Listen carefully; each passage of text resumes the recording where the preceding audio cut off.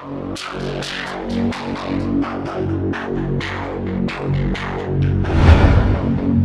diperintah apa yang kita inginkan.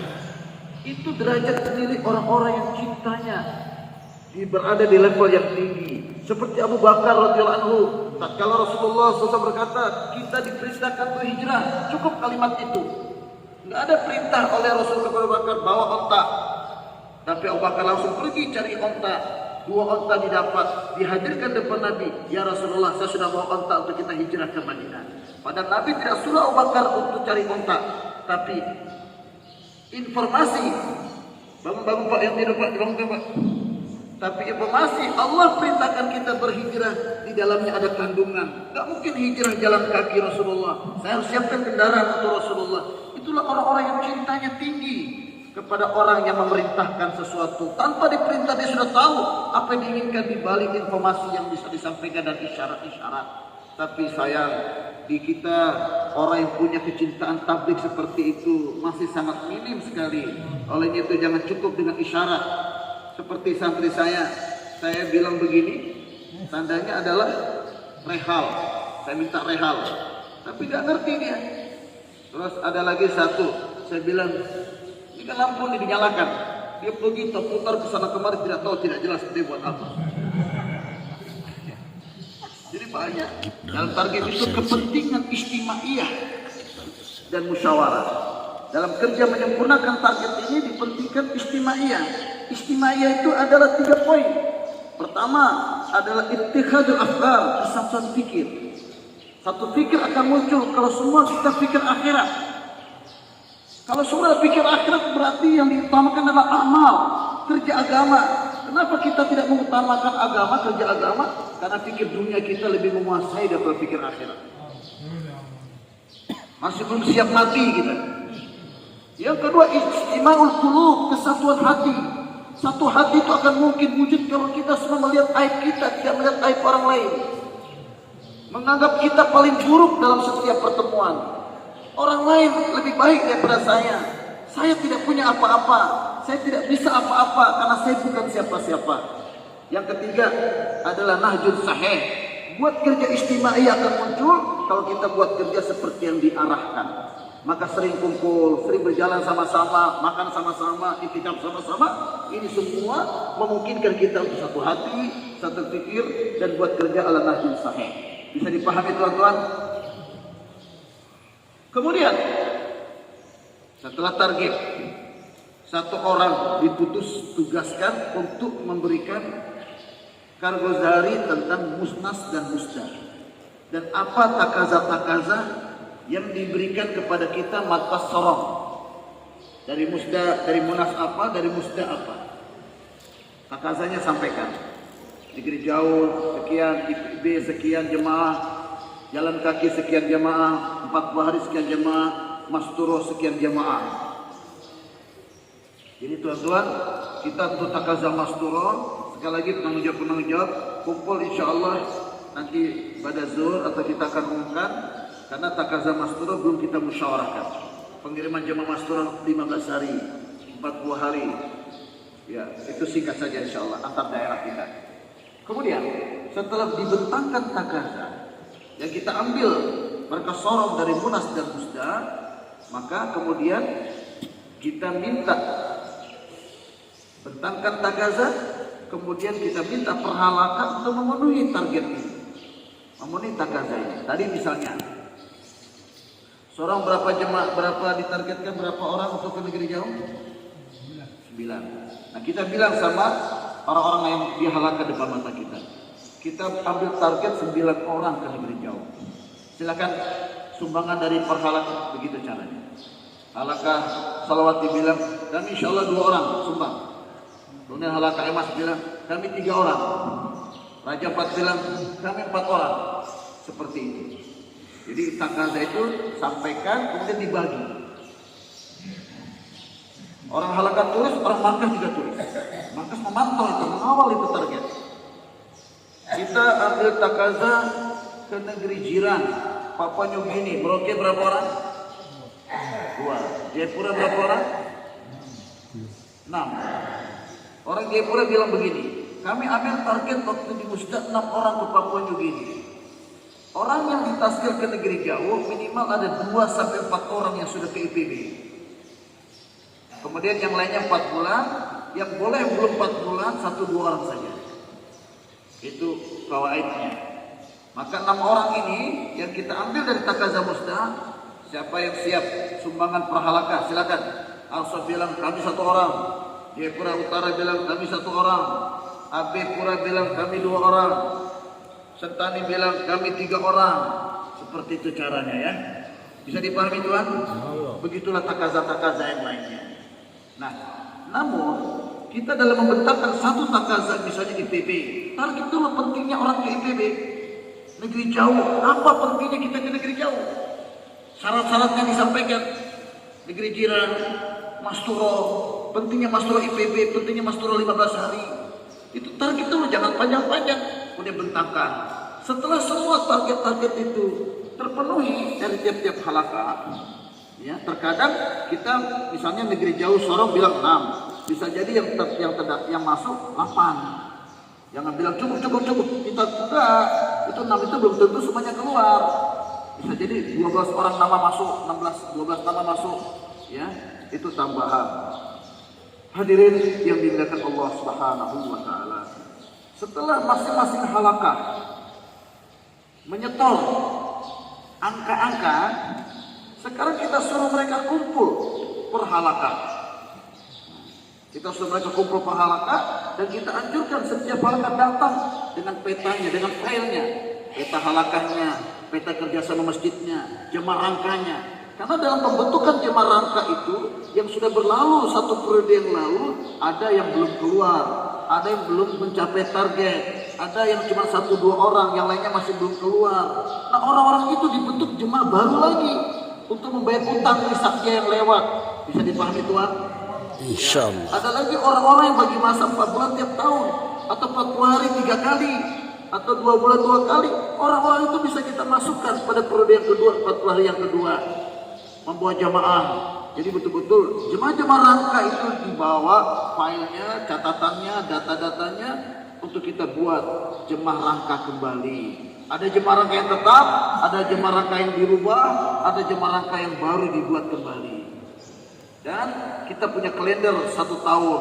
Yang belum punya kalender 1 tahun, hendaknya disempurnakan, dibuat kalender 1 tahun itu. 1 periode sudah lewat. Bagaimana kita belum buat kalender kita? Nah kalender itulah jadi acuan kita dalam membentuk jemaah-jemaah rangka. Mana yang perlu dipertahankan, mana yang perlu dirubah, dan mana yang perlu buat jemaah rangka baru. Di mana setiap jemaah rangka itu ada waktunya, kapan dikeluarkan jemaah. Nah kita punya 2 periode lagi, tapi kita lebih fokus dulu kepada periode yang sekarang ini untuk pengelolaan jemaah 40 hari dan 4 bulan. Adapun untuk pengelolaan jemaah IPB negeri jauh, karena biayanya besar, tujuannya besar, maka kita sudah bisa singgung dari musyawarah pencapaian target ini dari sekarang. Dan setiap musyawarah bulanan itu dikontrol. Hadirin yang dimuliakan Allah Subhanahu wa taala. Setelah selesai semua itu, sebelum mereka kita suruh mereka kumpul per halakah untuk menulis nama-nama yang tadi bilangan sudah mereka sebut. 5 orang, 3 orang, siapa namanya? Siapa nama-nama asasnya nama-nama itu? Mau kan tempat Sarmi? Sarmi? Oh Sarmi. Jadi kumpul per halakah, kita target kita ke IPB 6 jemaah. Siapa nama-namanya? Kapan dikeluarkan? Mungkin kita sudah punya target negeri jauh pada periode sebelumnya kita sudah patok. Tapi mungkin nama itu ada perubahan, ada yang harus dikeluarkan, ada yang harus dimasukkan lagi. Ini namanya perkembangan jemaah ini dinamis. Ada yang ditambah, ada yang dikurangi, ada yang disingkirkan karena dia meninggal dunia, ya kan? Bisa dipahami Tuhan? Insyaallah. Setelah mereka kita suruh kumpul membentuk jemaah-jemaah rangka tadi dengan nama-namanya, kemudian kita suruh panggil kembali ke depan. Panggil ke depan, mereka lapor lagi nama-nama itu kepada kita. Markas tulis itu nama-nama untuk kita kawal itu nama-nama itu. Ya. Kargozari untuk ke negeri jauh siapa nama-namanya yang sudah bisa, walaupun belum semuanya bisa kita rekrut adanya, Tapi apa yang bisa kita tulis, nama-nama orang yang kita targetkan untuk keluar 4 bulan IPB, negeri jauh dan negeri jalan kaki, kita bisa laporkan apa adanya dulu. Nanti penyempurnanya kita balik semua masing-masing di halakahnya masing-masing.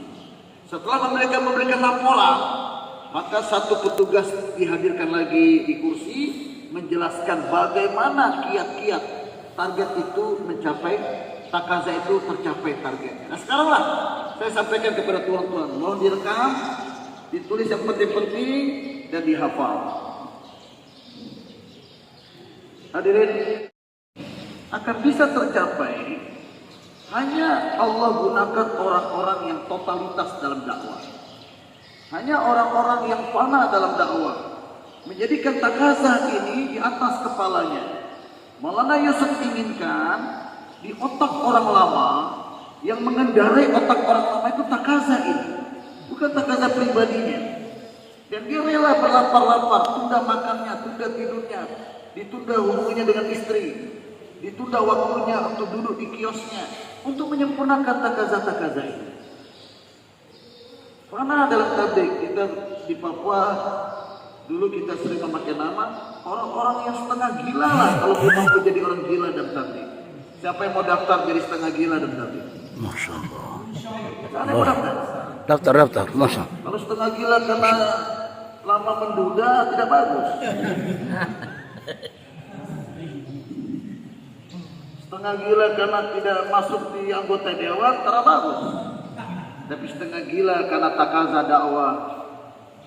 Allah Akbar. Lagi-lagi siapa yang mau jadi setengah gila dakwah? Masih setengah gila, masih pegang istri juga. Sama beliau, ambil pengalaman beliau ke Amerika 1 tahun. Coba bayangkan, Pakistan sudah 1 tahun Pak, jemaah ditasil ke negeri jauh. Kita 4 bulan aja kok memble-memble gimana? Nah, beliau bilang, saya kurang 40 hari. Yang kedua, tetapi markas kami Mansyera, takaza ke Afrika tidak terbentuk. Akhirnya dikumpulkan orang-orang yang sudah pernah 4 bulan dan 40 hari 2 kali. Begitu caranya Pak. Kita mau berangkatkan orang ke negeri jauh, kumpulkan orang yang sudah ke IPB, kumpulkan mereka, taskil mereka. Setelah 2 tahun makomi ke negeri jauh. Jangan didatangi orang yang punya duit toh. Bahaya itu. Sandaran kita kepada duit itu adalah kesyirikan kepada Allah Subhanahu wa taala. Setelah ditaskil, siapa yang siap waktu 1 bulan ke Afrika? Saya bilang, kata dokter, saya kan sedang keluar 40 hari 2 kali nih. Berarti memenuhi syarat. Tinggal beberapa hari lagi habis. Nah, saya angkat tangan. Setelah angkat tangan tentu melihat 1 bulan jemaah terbentuk. Berangkatlah kami ke Rewin. Padahal ke Rewin saya cuti belum dapat. Berangkat ke Rewin. Lapor ke Haji Sab. Istri saya pun saya kasih tahu. Kasih tahu cuma 40 hari. Duit juga kagak ada. Ketiga-tiga asbab tidak bisa memberangkatkan saya. Tapi lihat bagaimana kudratullah. Berangkat ke Rewin, Haji Sab tanya, berapa lama membentuk jemaah ini? Kata orang markas 1 bulan. Acha, mahina 1 bulan terbentuk. Ji Haji Sab. Kemudian Haji Sab bilang, kalau begitu kamu saya rubah rutenya bukan Afrika tapi ke Amerika, tambah lagi duit. Dan 3 hari saya kasih kesempatan kalian selesaikan dengan amal dan tidak boleh keluar dari Rewin. Lihat bagaimana masyayikh kita, orang tua-tua kita membentuk jemaah dengan dasar amal dan tangisan depan Allah, bukan dasar duit. Bukan karena kita punya cuti kita bisa berangkat, bukan karena kita punya ATM kita bisa berangkat. Allah yang berangkatkan kita, kudratullah yang berangkatkan kita, dan kudratullah bisa kita dapati dengan amal, bukan dengan duit. Pengalaman kami bentuk jemaah, 4 orang dari Nabire, 2 orang dari Biak, 2 orang dari Merauke, 1 orang lengkap. Mungkin bisa dikatakan salah satu di antara yang paling banyak duitnya. Visa ada, paspor ada, tiket sudah dibeli. Tapi tidak bisa berangkat hadirin. Tidak bisa berangkat. Dan satu teman kita di Merauke, miskin, bukan orang kaya raya. Orang paling kurus dalam jemaah. Paling pendiam dalam jemaah. Pokoknya kalau lihat wajahnya seperti wajahnya yatim piatu. Tiba-tiba muncul di markas Ancol sore hari, besok paginya harus berangkat. Jam 12 malam gue dapat visa. Belum dapat visa. Allah. Wa kadzalika nuri fil afaqi. Demikian kami perlihatkan di alam ini. Wa fi anfusihim, dan juga kami perlihatkan dalam diri kamu, hatta yatabayyan annahu haq, sehingga semua kamu kenal yang kuasa itu Allah. Jadi Pak Dokter bilang, Haji Sab rubah rute ke Amerika, double biayanya, dan kita disuruh selesaikan masalah hanya 3 hari. Bisa dibayangkan Maulana, kata beliau, bagaimana amalan dan tamisan jemaah. Dan apa yang saya lakukan? Saya hanya silaturahmi, jumpa saudara saya, keluarga saya yang punya kios di Rewin. Nggak pernah saya kasih tahu, Haji, saya mau ke Amerika ini, terpaksa di Taskil Bewab, duit tidak ada. Siapa yang ngajarin itu? Siap diri, siapa yang ngajarin? Manjara alih aja. Maka tabahu nas, siapa yang dia lapar dan dia punya hajat dan dia sembunyikan lapar itu, pokoknya keluar jumpa orang, kasih air di sini. 2 hari tidak makan, tapi jalannya bukan jalan.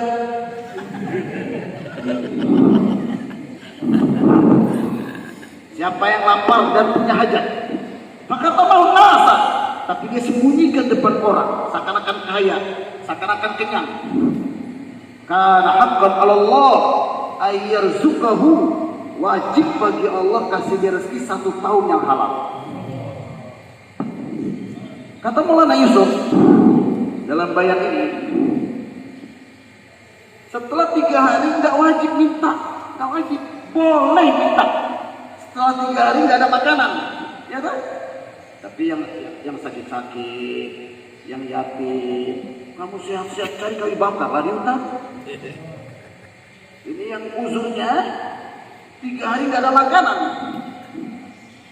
Tidak wajib meminta, boleh meminta karena kelemahan iman. Tapi orang yang imannya kuat, 3 hari nggak makan, tetap puasa.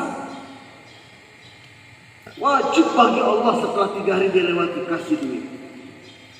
Selesaikan laparnya itu.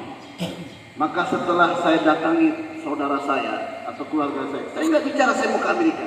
Jawa iman yakin, aja dia keluar jannah, itu aja. Karena sekarang setan main kan, nggak punya duit, masuk rumah makan padang, simpatisan, Jawa iman yakin. Nah, tapi nggak dibayar nih, makan semakan, pura-pura masuk di tangan. Pak, nggak usah Pak. Masya Allah. Kiai, nggak usah bayar. Alhamdulillah, nggak ada duit juga dalam. Atau duit ada untuk keperluan yang lain bisa. Allah tahu, kau tidak bisa tipu Allah. Kau tipu dia, kau tidak bisa tipu Allah. Makanya jadi syuro, yang jadi pesalah, hati-hati masuk rumah makan padang karkong. Nah, jangan ada sedikit pun harapan kita kepada makhluk. Hadirin yang dimakan Allah Subhanahu Wa Taala. Setelah itu kata Pak Dokter, datang jemaah, datang keluarga saya itu ke Rewin cari saya.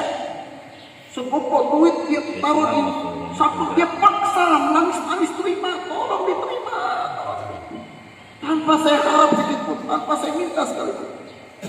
Inilah kekuatan amal, kekuatan doa yang pun kita lihat sebelum mati, teman-teman ya. Kalau lihat terus duit datang dari toko, ini kesesatan roh, gelapnya roh, bukan dilarang Pak, bukan dilarang. Tapi kita kosongkan waktu 25 menit supaya keluar kesalahan hati kita kepada asbab. Sehingga kapanpun meninggalkan asbab mudah bagi kita, karena kita tidak tergantung dengan asbab. Salagana asanah kata Maulana Yusuf. Keluar 1 tahun itu gampang. Lekin bunyat pe salagatahe. Tapi dasar dia keluar 1 tahun apa? Saya tanya sama orang tua 1 tahun.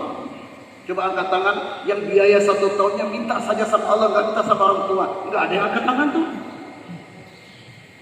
Atau utang sama orang tua, nggak minta sama orang tua, utang sama orang tua. Hadirin yang dimuliakan Allah Subhanahu wa taala. Akhirnya Pak Dokter bilang, istri saya belum telepon. Saya datang ke rumah sakit tempat saya bekerja, minta cuti. Pimpinan rumah sakit tersenyum sama saya. Dia bilang, Dr. Fayaz, aturannya awalnya harus ke provinsi. Tapi saya heran, kenapa kemarin dirubah, nggak perlu ke provinsi. Bismillah, berangkat 1 tahun. Allah. Yang kasih kepada hamba-hambanya, yarzuqu may yasha. Dia berikan rezeki kepada siapa dia kehendaki, wa huwal qawiyyul aziz, dan dalam memberi rezeki sangat kuat dan perkasa, tidak butuh kepada asbab.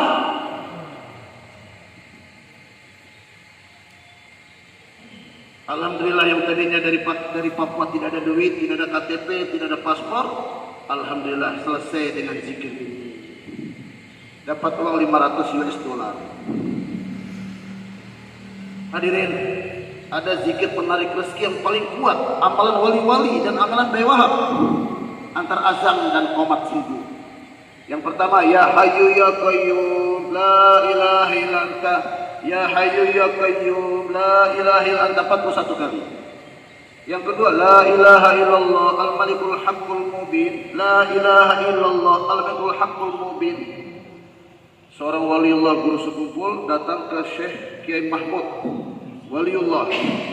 Datang pas waktu subuh, di pesantrennya antar azan subuh dengan qomat terdengar zikir ini, la ilaha illallah al-malikul haqqul mubin, la ilaha illallah al-malikul haqqul mubin, la ilaha illallah al-malikul haqqul mubin. Ditutup dengan 100 kali, ditutup dengan Muhammadur Rasulullah as-sadiqul wa'dul amin.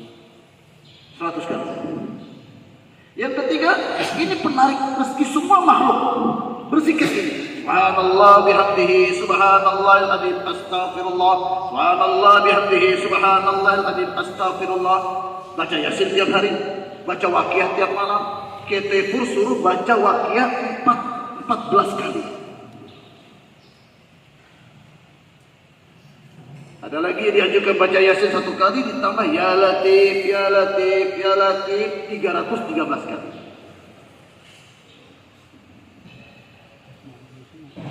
Hadirin, banyak sekali. Kalaupun bekal kita nggak cukup, baca 5 surat dengan Bismillah di awal dan di akhir. Bismillah qul ya ayyuhal kafirun, Bismillah liila, Bismillah idza jaa, Bismillah qul huwallahu ahad, Bismillah qul a'udzu falaq, Bismillah qul a'udzu, tutup lagi dengan Bismillah. Sahabat bilang, saya bekal paling sedikit, tapi setelah saya baca amalan ini, bekal saya jadi paling banyak. Nah, malaikat antar. Yakin tak? Insya Allah yakin. Bilang bohong apa tidak? Kalau tidak yakin mundur.